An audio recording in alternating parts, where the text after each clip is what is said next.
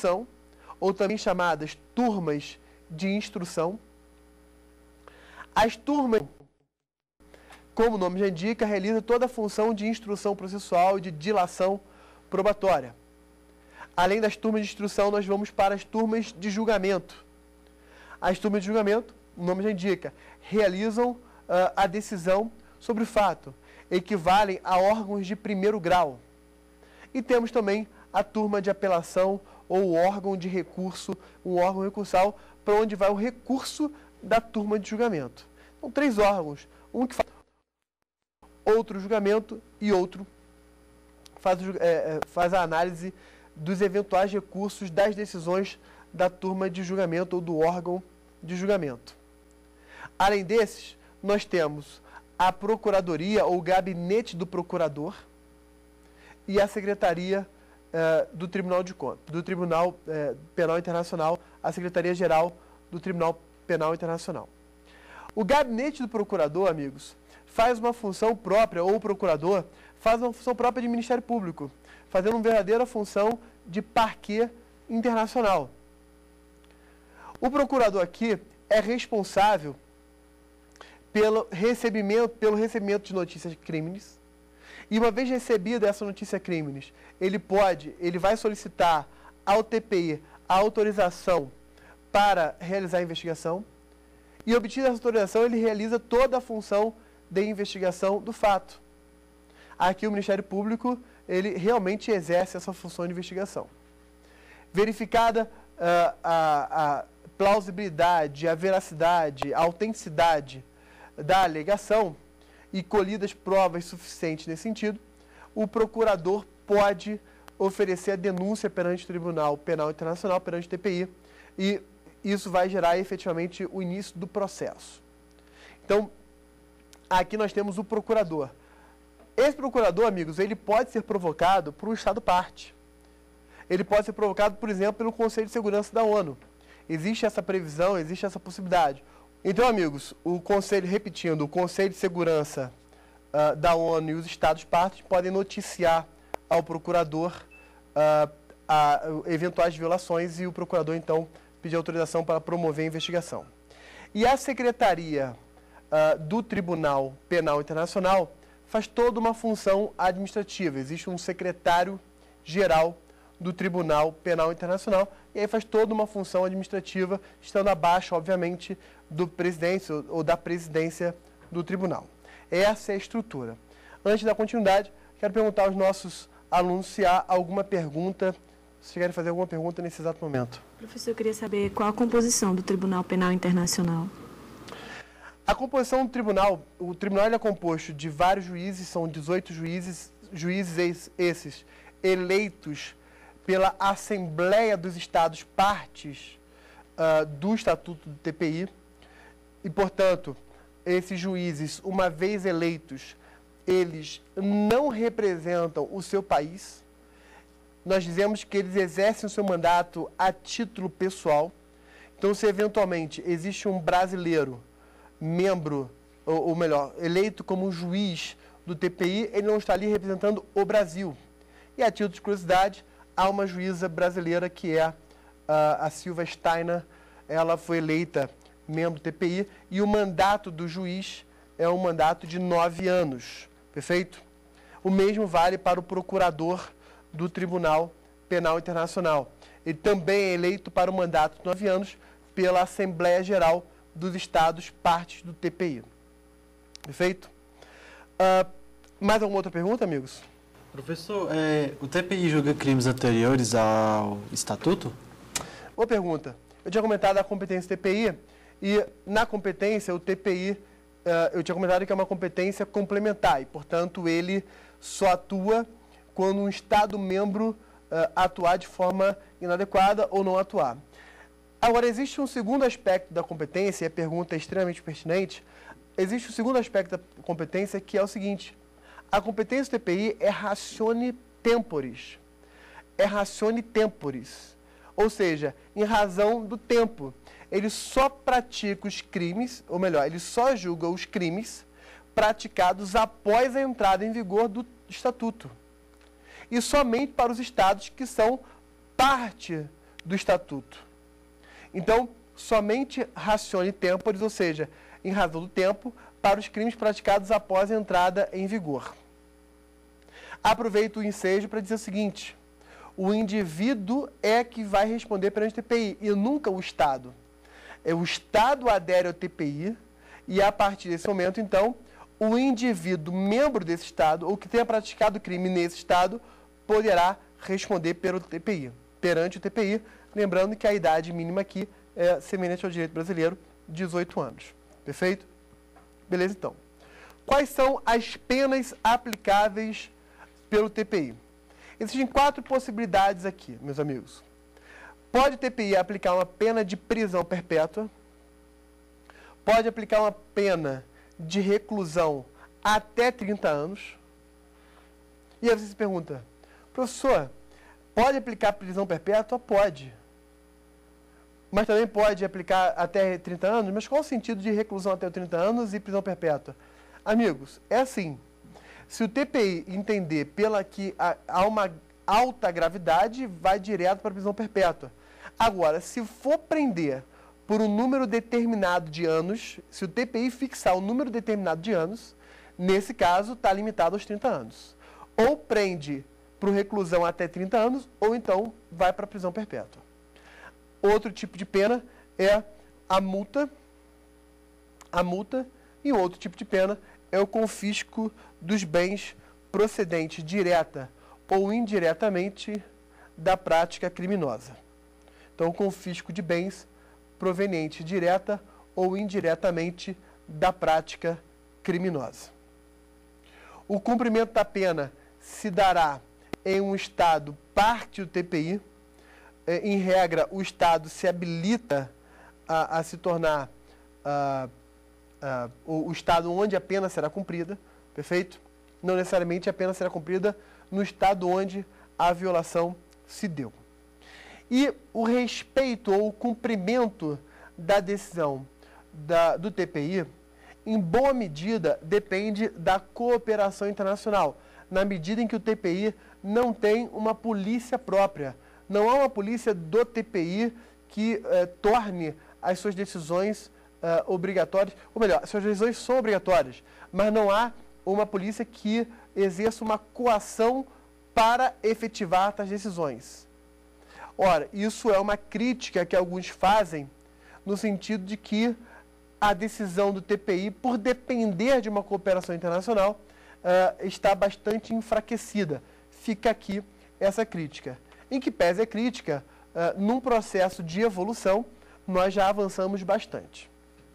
Aliás, quando eu falo essa crítica, me recordo de uma outra crítica feita ao TPI no sentido de torná-lo enfraquecido.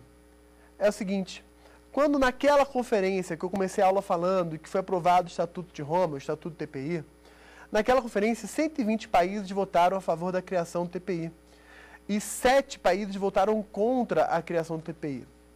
Dentre os 7 países, eu quero citar aqui os que talvez tenham maior repercussão.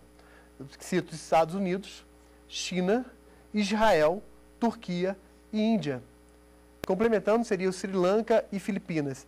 Mas, em termos de presença, em termos de geopolítica, a ausência dos Estados Unidos, a ausência da China, Turquia, Israel, Índia, alguns autores vão dizer que culminam por enfraquecer a relevância que o TPI poderia ter no cenário internacional. Se você parar para pensar bem, a ausência de Índia e a ausência da China e dos Estados Unidos, você concentra aqui uma parcela significativa da população mundial. Então, isso excluiria a atuação do TPI. É uma crítica inclusive ponderada, é uma crítica inclusive razoável, mas não parece razoável dizer que o TPI está plenamente enfraquecido. É uma crítica razoável no sentido de que, de fato, seria mais adequado ou daria maior força ao TPI a presença desses estados. Mas não é razoável, por outro lado, dizer que por isso, ou só por isso, o TPI está relegado a um papel irrelevante. Não é verdade. O TPI tem um papel extremamente relevante. Aliás, há pouco tempo atrás, em 2010, houve, por exemplo, a expedição de uma ordem de prisão pelo TPI ao presidente do Sudão, né, por violações aos direitos humanos. Seria que uma prisão lá, poder que o TPI também exerce. Então, vimos aqui os tipos de pena que o TPI pode praticar, ou pode adotar. Vejamos, nesse ponto final, algumas críticas ou alguns pontos sensíveis que há do TPI em relação à Constituição brasileira. A doutrina tem elencado alguns pontos de tensão entre o Estatuto e a Constituição, lembrando que o Brasil ele é parte do TPI, o Brasil incorporou o TPI em 2002, a partir de 2002 o TPI passa a ser válido para o Brasil, e a emenda 45 inseriu um parágrafo 4º no artigo 5º, dizendo que o Brasil ele integrará o TPI. Então, veja, o Brasil desde 2002 já é integrante do TPI, e com a emenda 45, isso ficou expresso no texto constitucional ao prever o parágrafo 4º, a integração do Brasil ao TPI. Ora, em que pese haver a existência de uma emenda dando maior validade ou legitimidade a essa integração, ou esse fazimento de ser parte, há críticas, ou há pontos de tensão. Um primeiro ponto de tensão seria a previsão que o TPI, que o Estatuto do TPI traz sobre a pena de prisão perpétua, e a Constituição brasileira, que, como nós sabemos, não prevê a pena de prisão perpétua. Seria possível, como é possível o Brasil entregar um indivíduo para ser julgado no TPI com a possibilidade ou com o risco dele vir a sofrer uma pena de prisão perpétua? Seria o primeiro problema. Um segundo problema, e aí eu vou falar os dois, exatamente porque a solução para os dois é a mesma.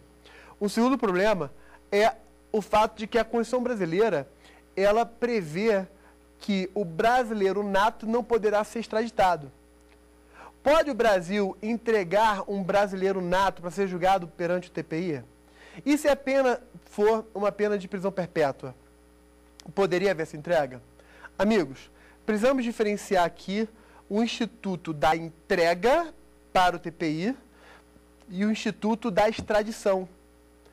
A extradição é um tipo de entrega, sim, mas de uma jurisdição nacional para outra jurisdição nacional.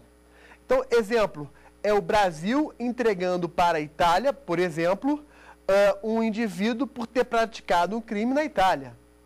Isso é a extradição, é a entrega de uma jurisdição nacional para outra jurisdição nacional.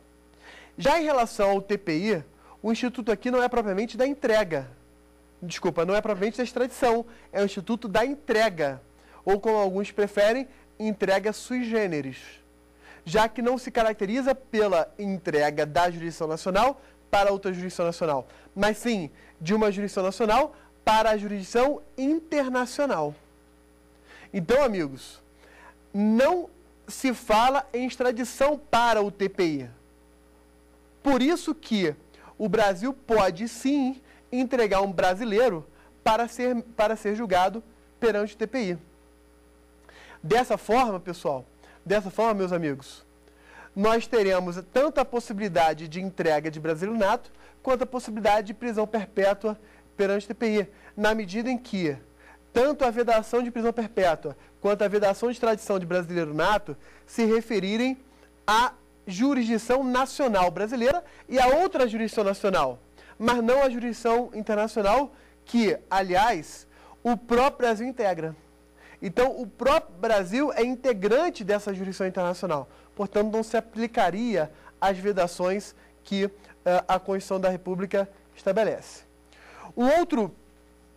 Uma outra controvérsia que existe aqui seria o seguinte: o Brasil poderia entregar um brasileiro ou entregar um indivíduo para ser julgado perante o TPI se a jurisdição brasileira já atuou?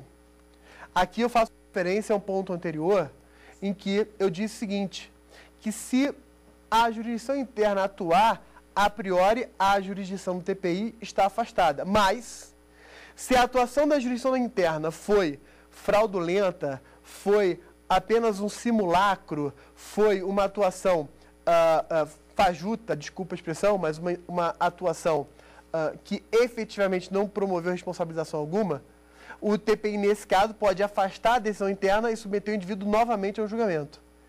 Aqui, o Brasil também pode entregar um brasileiro ou um indivíduo para ser julgado no TPI, mesmo que ele já tenha atuado internamente, se verificar que essa atuação foi uma atuação fraudulenta ou apenas um simulacro de atuação. Porque o que está em jogo não é qualquer violação de direito internacional, mas é a violação contra a própria humanidade. Então, amigos, fechamos com isso algumas das tensões, ou pelo menos as principais tensões, entre o Estatuto de Roma e a Constituição Brasileira. O resumo que a gente pode, e a síntese que a gente pode fazer de tudo que a gente aprendeu hoje é: o TPI é um órgão independente que não integra o sistema da ONU, criado por um tratado específico, dotado de personalidade própria, que julga indivíduos que praticaram um dos 4 crimes ou os 4 crimes previstos no próprio Estatuto de Roma e será condenado pelo Estatuto ou pelo TPI. O TPI julga pessoas, não julga estados. Ok? O TPI exerce uma competência ratione tempore, ou seja, somente para os crimes praticados após a entrada em vigor do próprio Estatuto de Roma. Não pode julgar crimes anteriores e só pode julgar os crimes praticados no âmbito de um Estado membro do TPI. Se o indivíduo que praticou crime não era membro de um Estado membro do TPI ou praticou fora, ele não estará sujeito a essa jurisdição. Amigos, quero relembrar para você o nosso e-mail.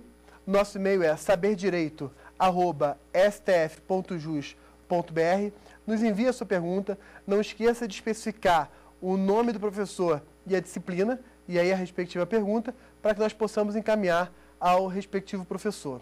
Se você quiser assistir essa aula mais uma vez, acesse o site do YouTube, youtube.com/saberdireitoaula, tudo junto, saberdireitoaula. Você poderá ter acesso a essa e as demais aulas. Quero deixar já o convite para a próxima aula. A nossa 5ª aula será sobre Direito Humanitário Internacional, que envolve, por exemplo, o Movimento Internacional da Cruz Vermelha, tema que tem sido objeto de alguns concursos e tema que tem sido desenvolvido pela doutrina brasileira. Mais uma vez, foi um prazer estar com você e te encontro no próximo programa.